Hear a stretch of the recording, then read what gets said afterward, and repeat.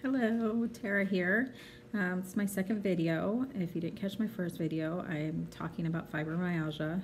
I struggle with fibromyalgia on a daily basis. Basically, I feel like I have the flu almost every day. My achy body with being overly tired is a normal day for me. On top of that, I have maybe different areas of my body that the pain intensifies, whether it's my back, my hips, my legs, kind of moves around. But for the most part, I'm always tired and I always feel achy, like I have the flu, which I'm sure most of you can relate. Anyway, I just recently moved to a different state from where I was. And so I had a chance to talk to a new doctor. My first doctor I went to, I told him I had fibromyalgia, and he said, it's probably because you have sleep apnea. And I said, I've been tested for sleep apnea, and actually I do not have sleep apnea. Well, I bet you do. Yeah, fibromyalgia is a sleeping problem, not anything else. And I said, well, yeah, I'm sure it is a sleeping problem because I'm in so much pain I can't sleep, or I don't get good sleep. I'm constantly waking up because every time I move I feel pain. So I imagine it is a sleeping problem. Anyway, I did not go back to that doctor. I went to another doctor. I was at the time experiencing a lot of back pain, which was not going away. It was just staying in that one area for a few months, and usually my pain travels, like, whether it's my back pain, it might last a few weeks, but usually pain moves around. This one was lasting since May. So I went to him, and I got an MRI because I had already gotten an x-ray, and that came back clear. My MRI came back clear. So basically, I'm chopping the pain up to fibromyalgia. Nothing more. So that's great. Anyway, I told this doctor I do not want pain medication. I don't do well on pain meds, or the medications that's prescribed for fibromyalgia. I don't do well on them. I don't do well on any meds. I'm very sensitive to them. I can't do that. So I asked him, I said, is there anything else I could try? I told him all the things I've tried. He said, well, he's like, I feel like if I give you 3 books to read and you follow the diets within these 3 books, that you can rid yourself of about 80% of your pain. So I'm interested, give me the names and titles.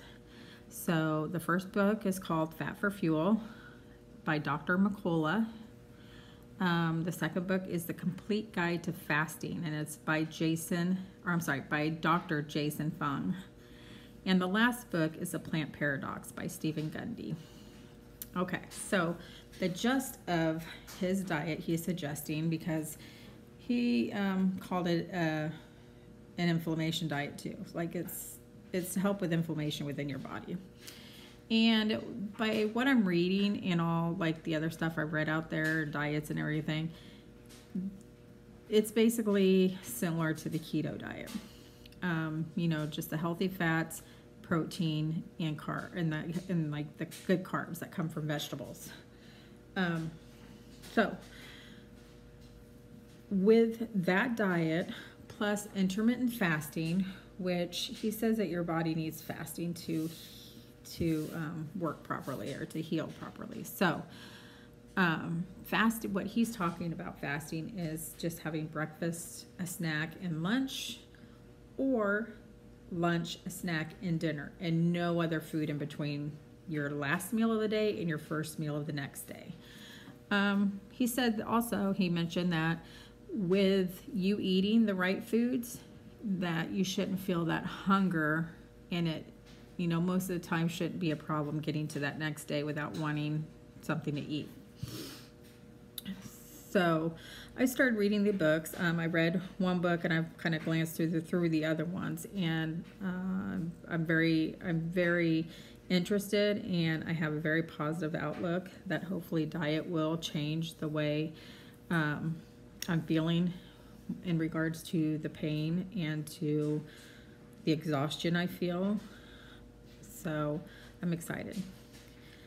During research, because I'm always on the internet, I'm always on YouTube, I do a little research through Pinterest, just trying to read everything I can about this fibromyalgia. I came across a lady that dealt with pain, fibro pain, for 20 years and never got relief. And it was horrible. It was kind of just horrible, debilitating pain. It took her like at least 2 hours to get out of bed every morning. Well, she had tried everything. You know, her family was supporting her, trying to get her the help she needed.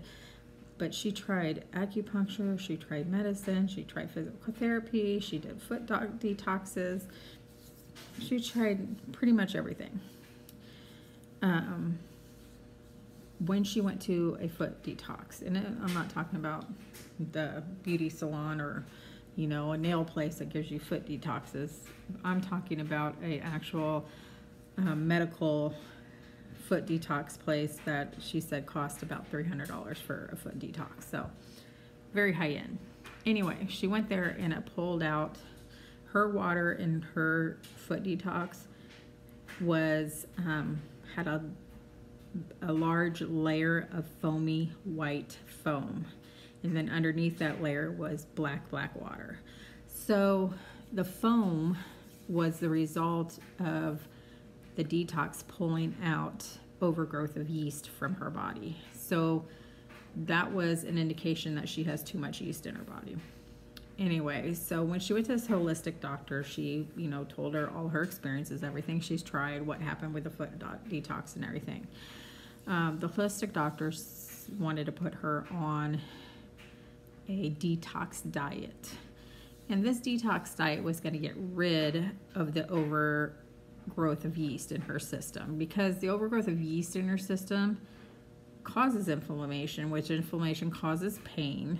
So makes sense of why she's in pain every day. The way that yeast gets over, you know, you get too much yeast in your system. I mean, what feeds that yeast is sugar. When you consume sugar, you're constantly feeding that yeast and it's constantly growing. So the first thing that the doctor told her is absolutely no carbonation. I'm not just talking about soda, I'm talking about carbonated water, anything with carbonation, absolutely no carbonation. And then the 10-day detox diet was going to be the first 2 days just vegetable juice, whether you have it spicy, whatever, spicy juice, regular vegetable juice, however you want it. 2 days vegetable juice and water. The second day you can add green raw vegetables. I'm sorry, not the second day. The first 2 days is the vegetable juice and water. The third and fourth day is raw green vegetables. The fifth and sixth day are any raw vegetables.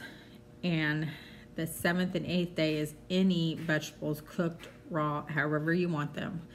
And then the 9th and 10th day is all those, any vegetables the way you want them, but you can add protein to that day as well. So that was going to detox and get rid of the overgrowth of yeast. She said by the 6th day, she felt pretty normal when she got up out of bed. So it didn't take her long to get out of bed that 6th day. She actually, for the first time in 20 years, felt pretty normal. Now, I'm no doctor, and I'm not saying this is going to work, but to me, it's worth a shot. So after Christmas, because I'm going to get through the holiday foods and the snacks and all that stuff that I love and that I'm sure I'm feeding the yeast in my body every time I eat it, I'm going to get through the holidays, and then I'm going to start the 10-day detox, and then right after that I'm going to go into the diet suggested out of these books that I'm reading. When I do the 10-day detox, I will be giving daily videos to tell you the update, let you know how I feel, you know, if the benefits. If there's any negatives, I'll let you know.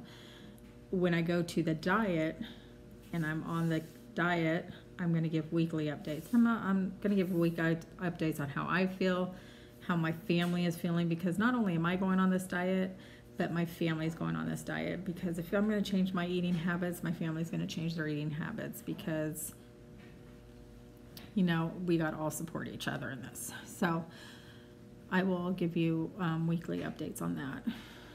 But in the meantime, go ahead and comment below. Let me know if this is something that you're thinking about trying. Let me know if this, you know, if you have tried this, what your story is, if it was successful for you, whether it's a 10-day detox that I've mentioned, or whether you went towards a keto diet and what your results were for that. So yeah, I'm very interested in getting some feedback if anybody else has tried this. And I'm excited to get started on it. So until next time, I'll talk to you later.